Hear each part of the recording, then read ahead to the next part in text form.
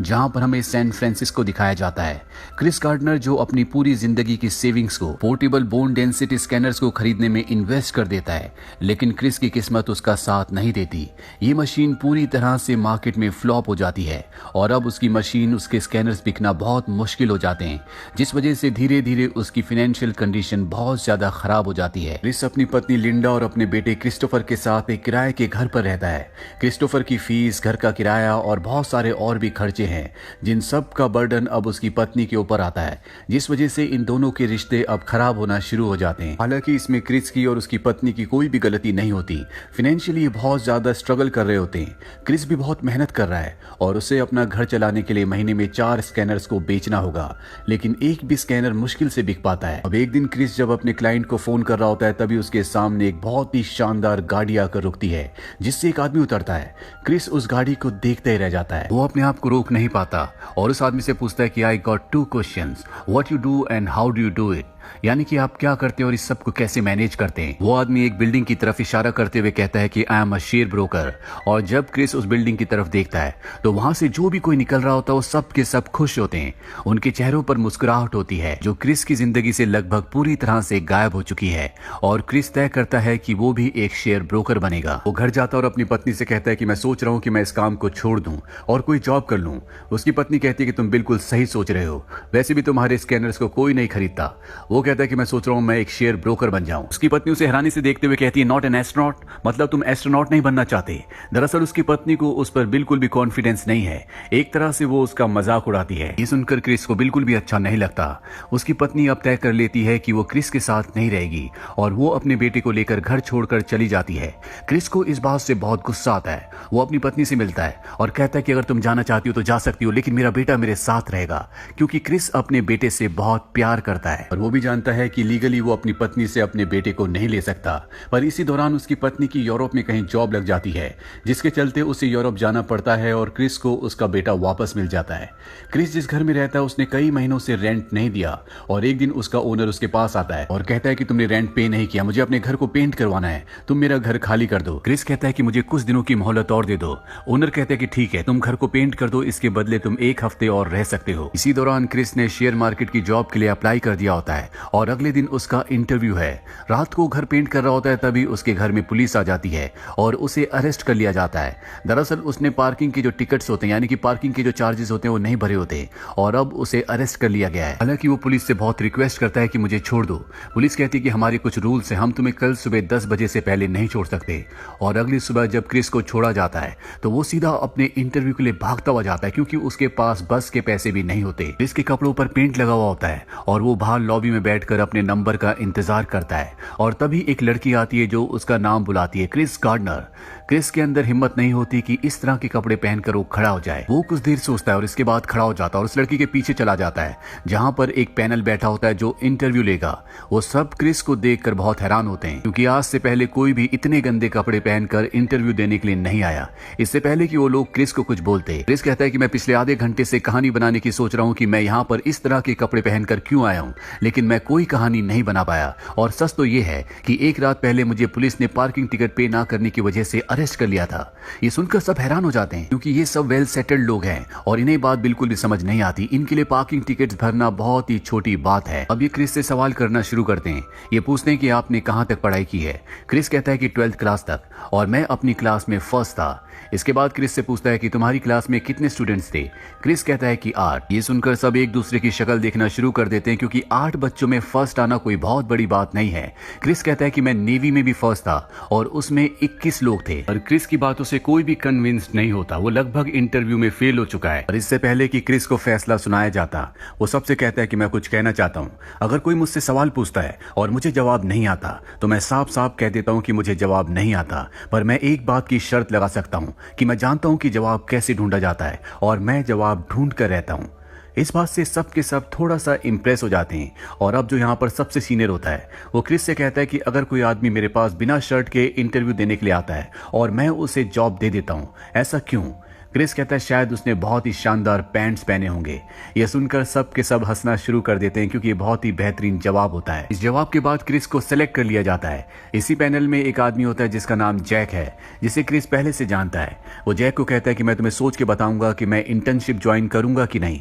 ये बात सुनकर वो हैरान हो जाता है। वो क्रिस से कहता है कि पिछले कई दिनों से पागलों की तरह तुम इस जॉब के लिए मुझे चेस कर रहे थे और आज जब तुम्हें सेलेक्ट कर लिया गया है तो तुम कह रहे हो कि तुम मुझे सोच कर बताओगे। क्रिस कहता है कि मुझे नहीं पता था कि ये एक इंटर्नशिप है। अब मेरी फाइनेंशियल कंडीशन पूरी तरह से बदल चुकी है। दरअसल ये एक इंटर्नशिप होती है जिसमें 20 लोगों को चुना गया है और 6 महीने तक इन सब को काम सिखाया जाएगा और 6 महीने बाद इन 20 में से जो एक सेलेक्ट होगा उसी को जॉब मिलेगा। इसीलिए क्रिस पूरी तरह से कंफ्यूज्ड होता है कि उसे इस जॉब को ज्वाइन करना चाहिए कि नहीं। जेक कहता है कि तुम्हारे पास कल सुबह तक का टाइम है।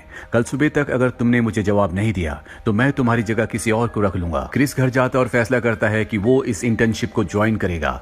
वो इंटर्नशिप को ज्वाइन कर लेता है। साथ ही वो अपने स्कैनर्स बेचकर इतने पैसे इकट्ठे कर लेता है कि उसके पास अब 6 महीने का बजट है। वो अपना घर भी शिफ्ट कर लेता है। अब वो एक छोटे से घर में अपने बेटे के साथ रहता है और एक शाम को जब वो ऑफिस से घर आता है तो उसे बैंक की तरफ से, गवर्नमेंट की तरफ से एक लेटर मिलता है जिसमें लिखा होता है कि आपने अपने टैक्स नहीं भरे, इसीलिए आपके बैंक में जितने भी पैसे हैं उस सारे अमाउंट को गवर्नमेंट ने ले लिया है। इस बात से क्रिस की पूरी दुनिया बदल जाती है। उसके पास अब पैसे कमाने का कोई भी अच्छा जरिया नहीं है। हालांकि वो गवर्नमेंट को कॉल भी करता है लेकिन इसका कोई फायदा नहीं होता। कुछ दिन और बीत जाते हैं और अब वो इस घर का भी रेंट नहीं दे पाता और एक रात को जब वो अपने बेटे के साथ वापस आता है तो वो देखता है कि उसका सामान बाहर है। उसे नहीं पता कि उसे कहाँ जाना है। उसके पास उसका बेटा है, उसका सामान है और जेब में पैसे नहीं है। इसीलिए वो अपने दोस्त के पास जाता है जिसने कभी उससे कुछ डॉलर उधार लिए थे। वो उसका दरवाजा खटखटाता है और कहता है कि मुझे मेरे पैसे वापस करो और उसका दोस्त दरवाजा नहीं खोलता क्योंकि वो उसके पैसे नहीं लौटाना चाहता। क्रिस अब पूरी तरह से हताश है। उसके पास उसका सामान है, साथ ही उसका छोटा सा बेटा। उसे समझ नहीं आता कि उसे क्या करना चाहिए। वो अपना सामान और अपने बेटे को लेकर मेट्रो स्टेशन पर जाता है और सोच रहा होता है कि अब वो कहाँ जाएगा। ना तो उसके पास घर है और ना ही पैसे। क्रिस का बेटा क्रिस्टोफर पूछता है कि हम कहाँ जा रहे हैं। क्रिस कहता है कि मुझे नहीं पता। उसके पास जाने के लिए, रहने के लिए कोई भी जगह नहीं है और तभी क्रिस के मन में एक आइडिया आता है। वो अपने बेटे को एक गेम खिलाता है जिसमें वो उसे चीजों को विजुलाइज करने के लिए कहता है। उसका बेटा भी उसके साथ खेलना शुरू कर देता है और खेल खेल में वो उसे मेट्रो के टॉयलेट में ले जाता है और दरवाजे को अंदर से बंद कर देता है। वो वहां पर नीचे कुछ पेपर्स बिछाकर उसी पर बैठ जाता है और अपने बेटे को अपनी गोद में लिटा लेता है। उसे पता है कि आज रात उसे यहीं टॉयलेट में बितानी होगी। हालांकि कई बार बाहर से लोग दरवाजा खटखटाते भी हैं लेकिन क्रिस दरवाजा नहीं खोलता। उसकी आंखों में आंसू होते हैं। क्रिस ने अपने आप को जिंदगी में इससे ज्यादा लाचार कभी महसूस नहीं किया। अगली सुबह वो अपने बेटे को स्कूल छोड़ने के बाद खुद अपने काम पर चला जाता है। काम से आने के बाद वो अपने बेटे को स्कूल से लाता है और अब वो शेल्टर ढूंढने के लिए चर्च में जाता है। लेकिन उस चर्च में उसे बताया जाता है कि ये चर्च सिर्फ फीमेल्स के लिए और बच्चों के लिए है। क्रिस अपने बेटे से बहुत प्यार करता है, इसीलिए वो उसे छोड़ना नहीं चाहता। वो एक दूसरे चर्च में जाता है जहां पर उसे जगह मिल जाती है। लेकिन अगर उसे रोज चर्च में रहना है तो उसे टाइम पर यहाँ पर आना होगा क्योंकि लाइन के शुरू के कुछ लोगों को चर्च में शेल्टर मिलता है, बाकी लोगों को नहीं दिया जाता क्योंकि यहाँ पर लिमिटेड जगह है। और क्रिस का असली स्ट्रगल अब शुरू होता है। हालांकि उसका ऑफिस 7 बजे तक है लेकिन वो तय करता है कि वो 5 बजे तक ही काम करेगा। इसीलिए वो पूरा दिन पानी नहीं पीता क्योंकि अगर उसने पानी पिया तो उसे टॉयलेट जाना होगा जिसमें टाइम वेस्ट होगा और वो अपने काम को 5 बजे तक खत्म नहीं कर पाएगा। इसीलिए वो दिन भर लगातार काम करता रहता है। इसी तरह से अब क्रिस के दिन गुजरना शुरू हो जाते हैं। वो काम करता है, अपने बेटे को स्कूल लाता है और इसके बाद चर्च की लाइन में लग जाता है। अभी भी उसके पास एक स्कैनर बचा होता है जिसे वो बेचकर कुछ पैसे कमाना चाहता है। एक दिन वो अपने बेटे को बास्केटबॉल खिलाने के लिए ले जाता है। हालांकि उसका बेटा तो खेल रहा होता है लेकिन क्रिस अंदर से टूटा हुआ है और वो उसी टूटे दिल से अपने बेटे को कहता है कि कभी किसी को ये मत बोलने देना कि तुम कोई काम नहीं कर सकते। लोग जब खुद कोई काम नहीं कर पाते तो वो तुम्हें भी ये बताना चाहते हैं कि तुम भी नहीं कर पाओगे। अगर तुम्हारे कोई सपने हैं तो तुम्हें उन्हें संजोना होगा। अगर जिंदगी में तुम कुछ पाना चाहते हो तो जाओ और उस चीज को छीन लो। बस बात यहीं पर खत्म हो जाती है। दरअसल क्रिस ने बात अपने बेटे को अपने दिल से बोली होती है। वो भी अपनी जिंदगी में ऐसा ही कुछ करना चाहता है जिसके लिए वो संघर्ष कर रहा है। क्रिस के पास जो बोन स्कैनर बचा होता है वो उसे लेकर एक हॉस्पिटल में डॉक्टर के पास जाता है। ये डॉक्टर स्कैनर को खरीदना चाहता है पर जब क्रिस उसका डेमो देता है तो मशीन नहीं चलती जिससे क्रिस का दिल टूट जाता है क्योंकि उसके पास अब पैसे पूरी तरह से खत्म हो चुके हैं। वो वापस चर्च आता है और रात को उस मशीन को चेक करता है। उसे पता चलता है कि इसका एक पार्ट खराब हो गया है और उस पार्ट को खरीदने के लिए उसके पास पैसे नहीं होते। वो अपने बेटे क्रिस्टोफर को लेकर एक हॉस्पिटल जाता है जहां पर उसे अपना ब्लड बेचना पड़ता है, जिसके बदले उसे कुछ पैसे मिलते हैं और उन पैसों से वो उस पार्ट को खरीदता है।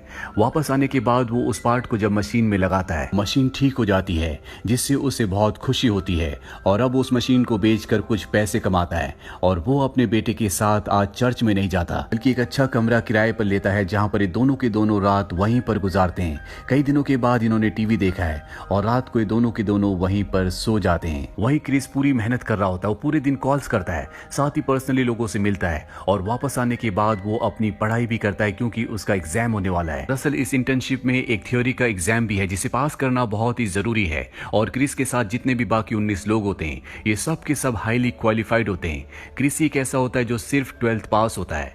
एग्जाम का दिन आता है और क्रिस ने बहुत अच्छी तैयारी की होती है, जिस वजह से वो सबसे पहले एग्जाम देकर निकल जाता है। उसी के साथ एक और इंटर्न होता है जो एग्जाम देकर उसी के साथ उसी लिफ्ट में आ जाता है जिससे वो जा रहा होता है। और जब एग्जाम के बारे में बात करते हैं वो आदमी क्रिस से पूछता है कि तुम्हारा एग्जाम कैसे हुआ। क्रिस कहता है कि सारा आसान था, बस ऐसे क्वेश्चंस में मुझे थोड़ी सी प्रॉब्लम हुई। ये सुनकर वो हैरानी से पूछता है ऐसे क्वेश्चंस? दरअसल उसने ऐसे क्वेश्चंस को देखा ही नहीं था जो कि क्वेश्चन पेपर के पीछे थे। एग्जाम रूम की तरफ भागता है लेकिन शायद अब इसका कोई फायदा नहीं है और अब वो दिन आ जाता है जब एग्जाम का रिजल्ट आना है, जहां पर इन सब में से एक आदमी को जॉब के लिए चुना जाएगा। एक एक करके सबको बुलाया जाता है और जब क्रिस को बुलाया जाता है तो वहां पर वही सब लोग होते हैं जिन सब ने सबसे पहले उसका इंटरव्यू लिया था। और इनमें जो सबसे सीनियर होता है वो क्रिस से कहता है कि आज तुमने बहुत अच्छी शर्ट पहनी है।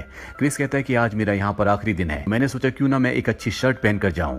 वो कहता है कि अगर तुम्हें ये शर्ट कल भी पहननी पड़े तो क्या तुम पहनना चाहोगे। ये सुनकर क्रिस की आंखों में आंसू आ जाते हैं क्योंकि वो पिछले 6 महीने से बहुत स्ट्रगल कर रहा है जिसके बारे में किसी को नहीं पता। उसके पास कोई घर नहीं है, उसके पास खाने के पैसे भी पूरे नहीं है, साथ ही उसके पास उसके बेटे की जिम्मेदारी है।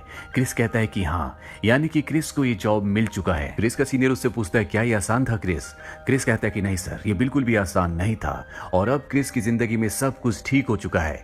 और इस कहानी के अंत में हमें दिखाया जाता है जहां क्रिस अपने बेटे के साथ जा रहा होता है और तभी वहां से एक आदमी क्रॉस होता है और ये वही असली क्रिस गार्डनर है जिसके ऊपर ये पूरी की पूरी कहानी, ये पूरी की पूरी फिल्म बनाई गई है। इसके कुछ सालों बाद क्रिस जॉब छोड़ देता है और अपनी खुद की फर्म खोलता है जिसे वो $1 मिलियन में बाद में बेचता है।